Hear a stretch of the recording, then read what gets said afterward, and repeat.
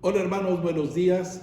En esta mañana le damos gracias a Dios porque nos permite tener el estudio número 11 con el tema Hagamos nuestra liturgia.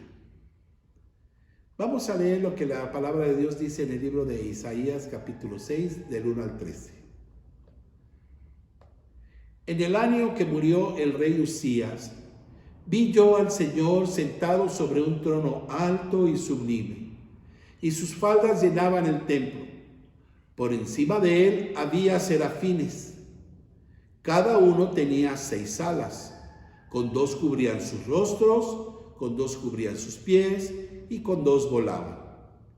Y el uno al otro daba voces diciendo: Santo, Santo, Santo, Jehová de los ejércitos, toda la tierra está llena de su gloria. Y los quiciales de las puertas se estremecieron con la voz del que clamaba, y la casa se llenó de humo. Entonces dije: ay de mí que soy muerto, porque siendo hombre inmundo de labios y habitando en medio de pueblo que tiene labios inmundos, han visto mis ojos al Rey, Jehová de los ejércitos. Y voló hacia mí uno de los serafines, teniendo en su mano un carbón encendido tomado del altar con unas tenazas. Y tocando con él sobre mi boca dijo: he aquí que esto tocó tus labios y es quitada tu culpa y limpio tu pecado. Después oí la voz del Señor que decía: ¿a quién enviaré y quién irá por nosotros? Entonces respondí yo: heme aquí, envíame a mí. Y dijo: anda y di a este pueblo, oíd bien y no entendáis, ved por cierto, mas no comprendáis. Engruesa el corazón de este pueblo y agrava sus oídos y ciega sus ojos, para que no vea con sus ojos, ni oiga con sus oídos, ni su corazón entienda, ni se convierta y haya para él sanidad. Y yo dije: ¿hasta cuándo, Señor? Y respondió él: hasta que las ciudades estén asoladas y sin morador, y no haya hombre en las casas, y la tierra esté hecha un desierto, hasta que Jehová haya echado lejos a los hombres y multiplicado los lugares abandonados en medio de la tierra. Y si quedare aún en ella la 10ª parte, esta volverá a ser destruida. Pero como el roble y la encina, que al ser cortados aún queda el tronco, así será el tronco, la simiente santa. Leamos ahora lo que dice la primera epístola del apóstol Pedro, en el capítulo 2, versículos 1 al 8. Dice así la palabra de nuestro Dios: desechando pues toda malicia, todo engaño, hipocresía, envidias y todas las detracciones, desead como niños recién nacidos la leche espiritual no adulterada, para que por ellas crezcáis para salvación, si es que habéis gustado la benignidad del Señor. Acercaos a él, piedra viva, desechada ciertamente por los hombres, mas para Dios escogida y preciosa.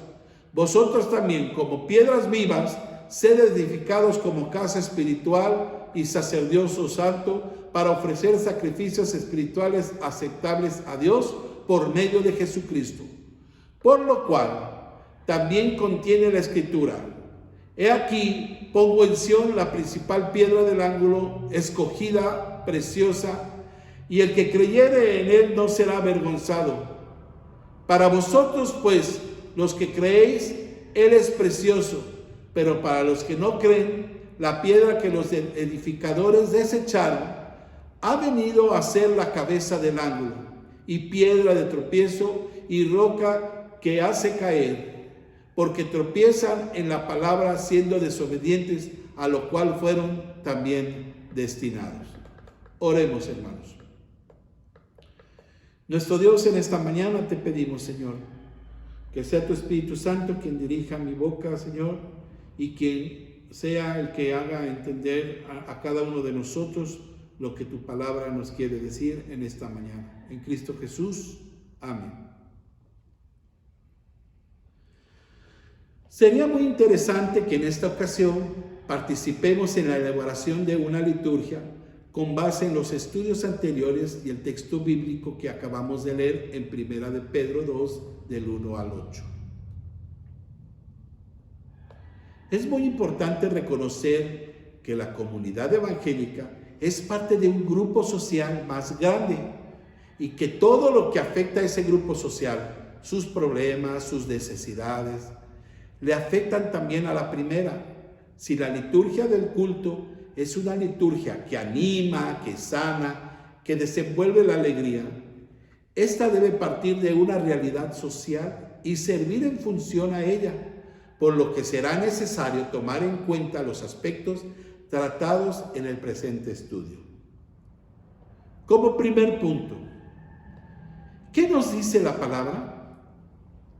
Bueno, pues hagamos un análisis litúrgico de Isaías 6, del 1 al 9. Veamos cómo los versículos 1 y 2 nos lleva a un reconocimiento de la presencia de nuestro Dios. Dice así: en el año que murió el rey Usías, vi yo al Señor sentado sobre un trono alto y sublime. Vi yo al Señor, dice, sentado sobre un trono alto y sublime, y sus faldas llenaban el templo. Por encima de él había serafines, cada uno tenía 6 alas, con 2 cubrían sus rostros, con 2 sus pies, y con 2 volaban. Ahí en este versículo vemos entonces el reconocimiento de la presencia de nuestro Dios. También vemos el acto de adoración. Se presenta en el versículo 3 que dice: y el uno al otro daba voces diciendo: Santo, santo, santo Jehová de los ejércitos, toda la tierra está llena de su gloria. Ese era el acto de adoración. Es muy importante ver cómo incluye el reconocimiento y confesión de pecado. Y al ver esto, vemos que nuestra condición es pecaminosa. Dice, incluye el reconocimiento y confesión de pecado de nuestra condición, de cómo nos estamos presentando delante de nuestro gran Dios. Y es ahí donde el versículo 5 nos lo muestra diciendo: entonces dije, ay de mí que soy muerto, porque siendo hombre inmundo de labios y habitando en medio del pueblo que tiene labios inmundos, han visto mis ojos al Rey, Jehová de los ejércitos. Y Dios muestra su gracia, su amor, su misericordia al darnos el perdón en el versículo 7, que dice: y tocando con él sobre mi boca, dijo: he aquí que esto tocó tus labios, y es quitada tu culpa y limpio tu pecado. En la primera parte del versículo 8 podemos ver la palabra de Dios, expuesta por el mismo Dios, con una pregunta que nos confronta diciendo: después oí la voz del Señor que decía: ¿a quién enviaré y quién irá por nosotros? Y el pueblo, con alegría, con compromiso, con gratitud, responde a la palabra de Dios en el versículo 8, en su segunda parte, diciendo: heme aquí, envíame a mí. Dice el versículo 9: y dijo: anda y di a este pueblo, oíd bien y no entendáis, ved por cierto, mas no comprendáis. Engruesa el corazón de este pueblo y agrava sus oídos y ciega sus ojos, para que no vea con sus ojos, ni oiga con sus oídos, ni su corazón entienda, ni se convierta y haya para él sanidad. Y yo dije: ¿hasta cuándo, Señor? Y respondió él: hasta que las ciudades estén asoladas y sin morador, y no haya hombre en las casas, y la tierra esté hecha un desierto, hasta que Jehová haya echado lejos a los hombres y multiplicado los lugares abandonados en medio de la tierra. Y si quedare aún en ella la 10ª parte, ésta volverá a ser destruida. Pero como el roble y el encino, al ser cortados aún queda el tronco, así será el tronco la simiente santa.